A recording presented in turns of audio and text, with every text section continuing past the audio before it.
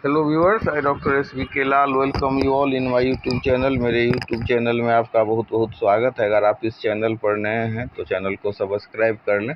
आज का वीडियो हमारा दंड एवं उसके प्रकार पर है। दंड का क्या उद्देश्य होता है इस पर, और आजकल हम कुछ जो जुवेनाइल कोर्ट हैं उनके द्वारा एक अनोखी तरह की सज़ा दी जा रही है। मंदिर में, मस्जिद में सेवा करने का, या मतलब कुछ सोशल वर्क करने का, पेड़ लगाने का, तो ये सब ट्रेंड आ रहा है।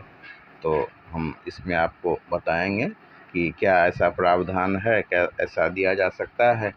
तो आइए शुरू करते हैं कि सबसे पहले हम जानते हैं कि दंड क्या होता है। तो दंड एक प्रकार का जागरूक दबाव होता है जो समाज विरोधी कार्य करने वाले व्यक्तियों को कष्ट देने के लिए दिया जाता है। यह आर्थिक या शारीरिक प्रताड़ना के रूप में दिया जाता है। दंड के मुख्य 5 सिद्धांत हैं: प्रतिशोधात्मक, प्रतिरोधात्मक, निरोधात्मक, सुधारात्मक और आदर्शात्मक। तो आपराधिक न्याय के क्षेत्र में दंड किसी व्यक्ति द्वारा स्थापित कानूनों के उल्लंघन के लिए दंड या परिणाम लगाना पड़ता है।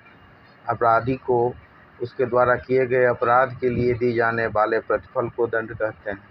या इसी तरह से हम ऐसे भी कह सकते हैं कि किसी अपराध को उसके अपराध के निमित्त दी गई सज़ा को दंड कहते हैं।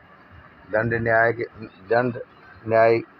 अंतर्गत सभी तंत्र, कार्य एवं सरकारी संस्थाएं आती हैं जो सामाजिक नियंत्रण को बनाए रखने के लिए, अपराध को रोकने या कम करने के लिए, या कानून का उल्लंघन करने वाले को दंडित करने के लिए कार्य करते हैं। तो इस तरह से अगर हम संक्षेप में कहें, कंक्लूड करें, तो हम कह सकते हैं कि दंड एक प्रकार का जागरूक दबाव होता है जो समाज विरोधी कार्य करने वाले व्यक्तियों को कष्ट देने के लिए दिया जाता है, या आर्थिक या शारीरिक प्रताड़ना के रूप में भी दिया जाता है। तो अब हम समझते हैं कि दंड कितने तरह के होते हैं। तो दंड होते हैं मुख्यतः 5 तरह के, और ये 5 सिद्धांत पर आधारित हैं। जैसे मतलब प्रतिशोधात्मक, प्रतिरोधात्मक, निरोधात्मक, सुधारात्मक और आदर्शात्मक। तो हम बात करते हैं सबसे पहले प्रतिशोधात्मक सिद्धांत का, जिसके आधार पर मतलब प्रतिशोधात्मक दंड दिया जाता है, जिसको हम अंग्रेजी में कहते हैं रेट्रिब्यूटिव थ्योरी। इस सिद्धांत के अनुसार जितनी क्षति अपराधी द्वारा पहुंचाई गई उतनी क्षति ही उसे भी पहुंचनी चाहिए। मतलब ये बात बदला के भावना से प्रेरित है कि, और ये जो प्रतिशोधात्मक है वो बदला के भावना पर आधारित है, टिट फॉर टैट जैसे को तैसा वाला। तो जितना अपराध उसके द्वारा किया गया है उतनी ही उसे क्षति पहुंचाने की बात होती है, तभी वो अपराधी प्रवृत्ति से मुक्त होगा, ऐसा इसके में विश्वास किया जाता है। दूसरा थ्योरी है प्रतिरोधात्मक। तो ऐसा दंड जिससे समाज के अन्य व्यक्ति भयभीत हो सकें और अपराध से दूर रहें, तो उसके लिए कठोर दंड देने की बात होती है। फिर आता है निरोधात्मक। तो अपराधी को समाज से पृथक करना, अपराधी को अपराध से रोकना, जिससे समाज सुरक्षित हो सके, इसलिए उसको जेल भेजा जाता है। फिर आता है सुधारात्मक, जिसको हम रिफॉर्मेटिव कहते हैं अंग्रेजी में। रिफॉर्मेटिव स्कूल या मतलब रिफॉर्मेटिव सिद्धांत पर आधारित है सुधारात्मक। तो अपराधी को एक अच्छा व्यक्ति बनाना इसका उद्देश्य होता है, और कारागार में अनेक प्रकार का ज्ञान देना, तो ये सब दंड का सुधारात्मक पहलू है, और सुधारात्मक सिद्धांत को फॉलो करता है। तो ताकि जो अपराधी है वो एक अच्छा आदमी बन सके, एक जो रत्नाकर है वो वाल्मीकि बन सके, या मतलब जो अपराधी है वो अपराधी नहीं रहे। फिर एक सिद्धांत है अंतिम में हम चर्चा कर रहे हैं, आदर्शात्मक सिद्धांत, आइडियलिस्टिक थ्योरी का। तो दंड का मुख्य उद्देश्य होता है भय उत्पन्न करना या अपराधों की रोकथाम करना नहीं है। तो आदर्शात्मक या मतलब आइडियलिस्टिक जो थ्योरी कहता है कि दंड का मुख्य उद्देश्य भय उत्पन्न करना ही नहीं है, या मतलब अपराधों को रोकथाम करना ही नहीं है, बल्कि न्याय का स्थापना करना भी है। तो इस पर यह काम करता है, और अपराधी को उतना ही दंड दिया जाए जितना अपराधी के प्रवृत्ति के अनुकूल हो। व्यक्ति अपराध अनैतिकता के विवश होकर करता है, तो उसमें नैतिकता को जगाना इसका उद्देश्य होता है, और दंड का मुख्य उद्देश्य यही होता है। आदर्शात्मक सिद्धांत की बात करें, तो अगर हम आदर्शात्मक सिद्धांत की बात करें तो उसके हिसाब से दंड का मुख्य उद्देश्य होता है अपराधी व्यक्ति को नैतिक बनाना। तो इस तरह से ये दंड का स्वरूप हो गया। और दंड के स्वरूप के हिसाब से जो मुख्य इसका उद्देश्य होता है वो मतलब लोगों में सुधार हो। लेकिन मतलब जैसे अरब वाला कानून है तो वो सब इस्लामिक देश सब में होता है कि मतलब गर्दन से काट देना, फांसी देना, कोड़ा लगवाना, हाथ काट देना, पाँव काट देना। लेकिन आधुनिक जो मॉडर्न जो स्कूल ऑफ जूरिस्प्रूडेंस है वो सुधारात्मक में विश्वास करता है। अब हम थोड़ी सी चर्चा कर रहे हैं भारतीय दंड संहिता की धारा 53, जिसमें 6 प्रकार के दंड की व्यवस्था की गई है। एक है मृत्युदंड, दूसरा आजीवन कारावास, फिर कारावास, संपत्ति को जब्त करना यानी कि कुर्की जब्ती जो होता है, फिर जुर्माना, या मतलब इस तरह से हम दंड को देख सकते हैं, दंड के इस टाइप को समझ सकते हैं। मृत्युदंड गंभीर मामले में दिया जाता है। किसी व्यक्ति को कानूनी तौर पर न्यायिक प्रक्रिया के फलस्वरूप किसी अपराध के परिणाम में प्राण दंड देने का अधिकार है, जिसमें कि प्राणांत करने का आदेश दिया जाता है, या मतलब लिखा जाता है हिंग टिल डेथ। तो संहिता में उल्लिखित अपराध संहिता में जो अपराध इसमें चर्चा किया गया है जिसके लिए मृत्युदंड दिया जाता है, तो ये है ऐसा मिथ्या साक्ष्य घटना जिसके कारण निर्दोष को मृत्युदंड दिया जाए, धारा 194 के अंतर्गत आता है। या फिर मतलब बहुत फेमस सेक्शन है 302, तो इसमें हत्या के लिए ये है। फिर मतलब धारा 305 के हिसाब से किसी अवयस्क, पागल या उन्मत्त को आत्महत्या के लिए प्रेरित जब किया जाता है तो फिर वो मृत्युदंड के योग्य होता है। फिर आजीवन कारावास की बात करते हैं तो इसमें अपराधी को जीवन के अंत तक जेल में गुजारना होता है। यह दंड कुछ गंभीर अपराधों के लिए दिया जाता है, जैसे हत्या, बलात्कार, जासूसी, देशद्रोह, मादक द्रव्य का व्यापार, मानव तस्करी, जालसाजी के गंभीर मामले, बड़ी चोरी या डकैती इत्यादि के लिए। फिर हम बात कर रहे हैं संपत्ति को जब्त करने का, तो आजकल यह सज़ा थोड़ा कम हो गया है, लेकिन कानूनी तौर पर अपराधी के पूंजी को इसमें जब्त किया जाता है। फिर हम चर्चा कर रहे हैं जुर्माने का। तो जब कोई व्यक्ति कानून तोड़ता है या नियम के विरुद्ध कोई कार्य करता है तो कुछ परिस्थितियों में उसे दंड के रूप में कुछ रकम अदा करनी पड़ती है। इसी रकम को जुर्माना कहा जाता है। जुर्माना विद्यालयों, कॉलेजों में नियम तोड़ने से लेकर बैंक कार्यालयों इत्यादि तक में लगाया जाता है। इसके अलावा सरकार भी अलग अलग क्षेत्रों में कानून तोड़ने वाले पर जुर्माना लगाती है। तो आपराधिक जो न्याय क्षेत्र है उसमें दंड किसी व्यक्ति के द्वारा स्थापित कानून के उल्लंघन के लिए दिया जाता है। तो इस तरह से है। और अब कुछ नया पहल सब हो रहा है। नए पहल की बात करें तो हम देख सकते हैं कि आजकल एक खबर मैंने देखी, समाचार पत्र में देखा कि मतलब तो ये जो जुवेनाइल कोर्ट के जो प्रधान मजिस्ट्रेट हैं और जो अन्य सदस्य हैं उनका यही कहना है कि किशोर न्याय अधिनियम का यही मुख्य उद्देश्य है कि उनको, अपराधी को मुख्य धारा में जोड़ा जाए।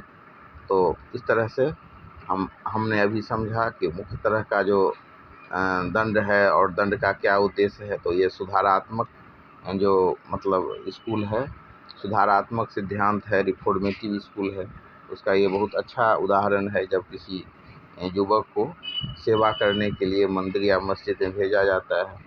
और भी आप कुछ खबर सब में देख सकते हैं कि जब मजिस्ट्रेट ने या मतलब जज ने पेड़ लगाने का आदेश दिया हो या इस तरह का जो आदेश तब दिया जाता है, तो ये सब रिफॉर्मेशन ही के लिए दिया जाता है। और अपराध स्वीकार लेने पर दंड दिया जाए कि नहीं दिया जाए, इसमें एक बहुत फेमस मामला है जब गांधी जी ने इसका प्रयोग किया था। और सीआरपीसी में जब किसी मामला को मजिस्ट्रेट के सामने में रखा जाता है तो मजिस्ट्रेट पूछता है कि तुम अपराध करने को स्वीकार कर रहे हो कि नहीं, तुम्हारे द्वारा अपराध किया गया है कि नहीं। और अपराध की जब स्वीकारोक्ति होती है तो या तो मजिस्ट्रेट उसको दंड दे सकता है या माफ़ी भी दे सकता है। तो ऐसे ही गांधी जी के द्वारा एक मामला में जब वो साउथ अफ्रीका में गए थे वकालत के लिए, तो उन्होंने अपने क्लाइंट के तरफ से स्वीकारोक्ति दी थी कि उनके द्वारा अपराध हुआ है और फिर उनको माफ़ी मिली थी और एक नया आयाम स्थापित हुआ था बहस में। तो कई बार प्रतीकात्मक दंड भी काफ़ी प्रभावशाली हो जाता है।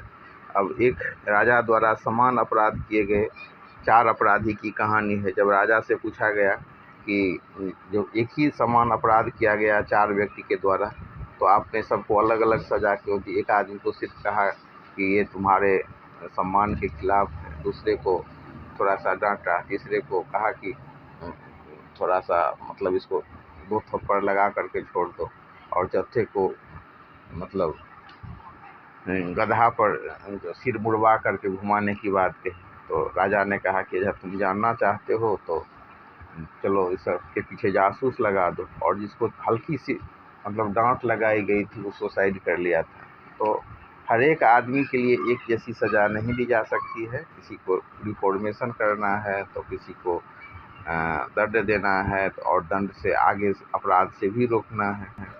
तो ये बहुत पुरानी कहानी है। जब एक ही तरह का अपराध जब 4 व्यक्ति के द्वारा मिल कर के किया गया था, तो चारों में से राजा ने उस चेहरा देखा और एक आदमी को सिर्फ डांट खिलाई, और डांट खिलाने के बाद वो सबसे ज़्यादा प्रभावित हुआ। आज इसको थोड़ा हल्की इससे ज़्यादा डांट लगाई गई थी तो उसने घर से निकलना बंद कर दिया था।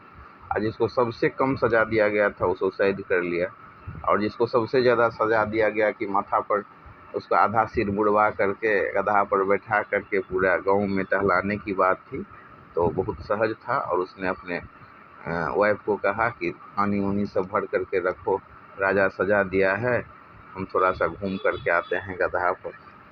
तो ये भी तरीका है, ये भी एक बात है। पहले ज़माने में ऐसा विचार किया जाता था कि कौन सा व्यक्ति कितना संवेदनशील है और किस दर्जे का है, किस आत्मसम्मान का है, कैसा।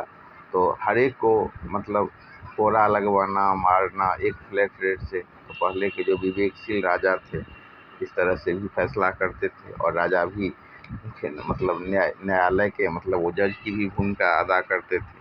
तो कई बार प्रतीकात्मक दंड काफ़ी प्रभावशाली होता है, और राजा के द्वारा समान अपराध किए गए, अगर हम 4 अपराधी की बात करें तो इस प्रकार की जो सज़ा दी गई थी, और राजा से पूछा गया कि एक ही तरह का जब अपराध किया गया चारों आदमी के द्वारा तो आपने ऐसी सज़ा क्यों दी?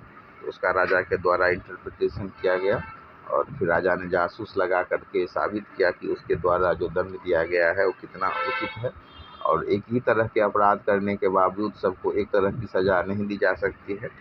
उसका ये जस्टिफिकेशन था।